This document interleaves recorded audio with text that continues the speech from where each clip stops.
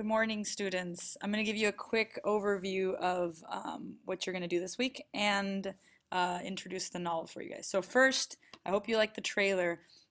Here, what you see here on the screen, which I'm highlighting, is what I want to do today. I want to go over the activity, think about some of the themes and symbols that the novel will introduce, and then I want to show you thematic analysis. I made a PowerPoint which is available under your week 13 folder. It's called this, and it kind of step by step tells you how to go do a thematic analysis in case you didn't get a chance to do that in your English 90 class. And I will be giving you guys another screencast that goes over an example of how to use a thematic analysis reading chart, which is also in the week 13 folder. And it looks like this. And this is essentially what you will be turning in for your discussion board for chapters 1 through 20. So let's go ahead and start and talk about the book.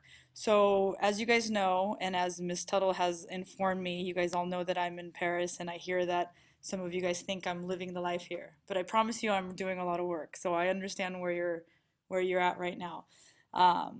And the important part is that I have to read my book online. And even though normally you have the page numbers on the bottom of the page, for my examples, mine won't have the page numbers.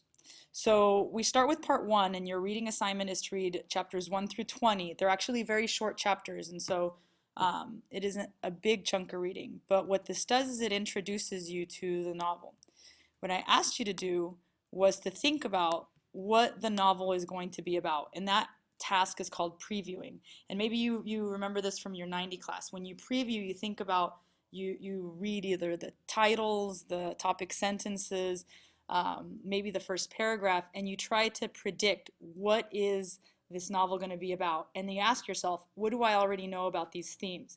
And since it's a narrative, it's super different than what we've been reading before, which was about social class, which was about wealth inequality and policy, families.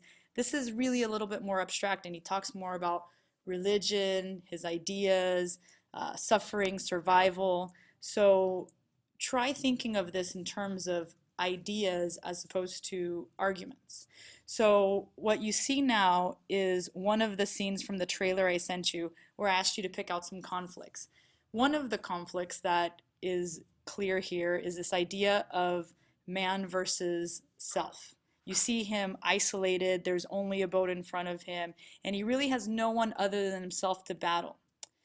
In the next scene, you see him in the boat, well, trying to get into the boat with this tiger, which is pretty scary. So what conflict did you identify? Hopefully, you were able to see that there is a man versus nature conflict. So what you do to preview is you think to yourself, what do I already know about this stuff? You know, what main ideas are coming out here? And as you do that, you kind of go through it. Well, what do I know? What other examples do I know about where someone's battling themselves, internal conflict? Have I read anything that had to do with that before?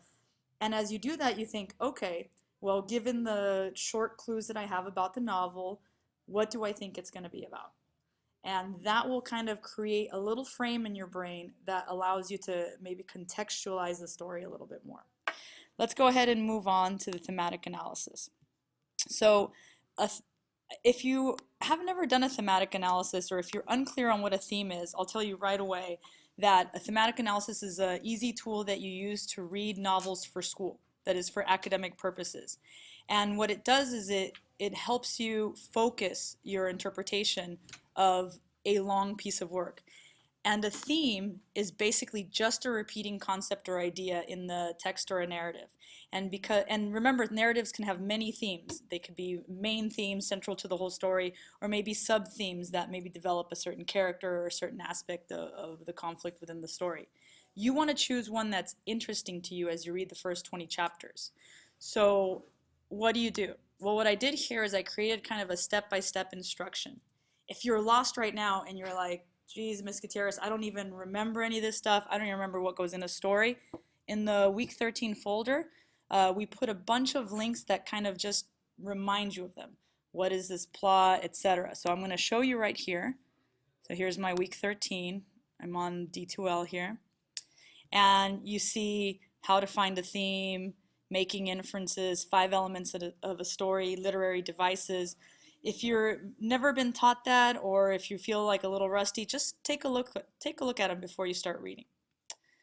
So, step by step. Well, the first thing you need to do is you need to start reading the text. So now that you kind of have an idea of, okay, there's going to be these conflicts, there's this main character, somehow he's shipwrecked at one point, there's a conflict with, there's animals involved, she told me that that spirituality was going to be involved, and you know that right away because the first chapter, the second sentence says, academic study and steady mindful practice of religion slowly brought me back to life, right?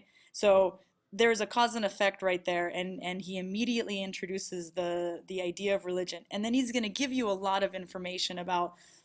He's going to refer to Kabbalist religion. He's going to refer to Muslim faith. He's going to refer to all these different things. When you don't know about it, look it up, and we will keep providing you guys different resources as. And he also explains a lot of it because he studied it. So we'll kind of work with you. But if you feel like, oh, I don't understand or I'm not sure, ask us, and we're happy to go over with you. So now that I'm reading the text, my goal and my job is to identify these recurring ideas. So the easiest way to do that is to underline keywords, is to really look at what is the text actually saying, and then make a list of it.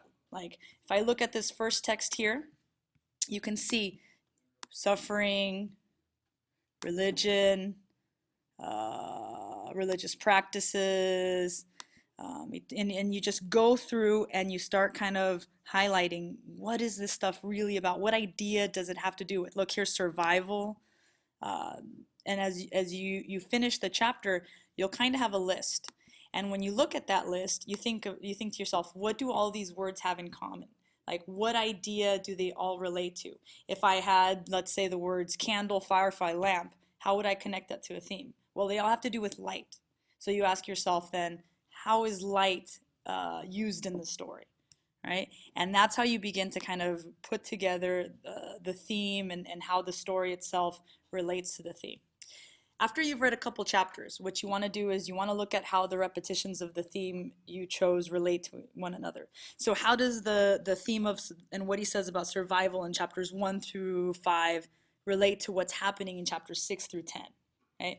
And when you look at those things, what you want to do is you want to say, okay, how do these two things work together? Do they lead to a certain result? Are they just trying to show the different stages of his mind that he's going through? Try to find a connection. I don't want to say too much because I don't want to influence you with my opinions, but you'll see that there's always patterns that come up when you write them down. Finally, start thinking to yourself, what are these themes telling me about the characters? Because a lot of times the themes are used to show like internal conflict, the things that happen inside someone that maybe aren't always articulated. You know, if you're feeling depressed, you don't always say, ooh, I'm depressed. Usually you show that in your actions or in other ways, right? It comes out in other ways. That's how you want to read this story. You want to kind of see what he's doing, what he's explaining, and try to put it together with what you think is going on with him or any of the other characters that you find interesting. So at the end, what you want to do is you want to develop kind of a mini conclusion, right? Again, write out how and why you think that theme is important in that section. And what you're going to do is you're actually going to find quotes as you go along so that you can have them all ready to write your final essay, which will be a thematic analysis on this novel. So again, this is online. This is on your week 13 folder. What I'm going to do is I'm just going to show you the tool that you'll be using. And it's a graphic organizer that actually works really well for all sorts of things. Some of you, I gave this to some of you when you were doing your last essay to go through all the data and everything, but this is actually really helpful for doing thematic analysis. And when you fill this out, and so I'm just going to highlight here the row, right? You have your example that relates to, let's say, the theme of suffering. You put your quote introduction, what's happening in that section before the quote you chose. You take this quote, and I gave you an example from the first chapter. paraphrase it. Again, I gave you an example of what does paraphrasing sound like, and then interpret it by answering this, for this particular quote, how does it show your theme? Like, what is the author trying to show or explain in this example?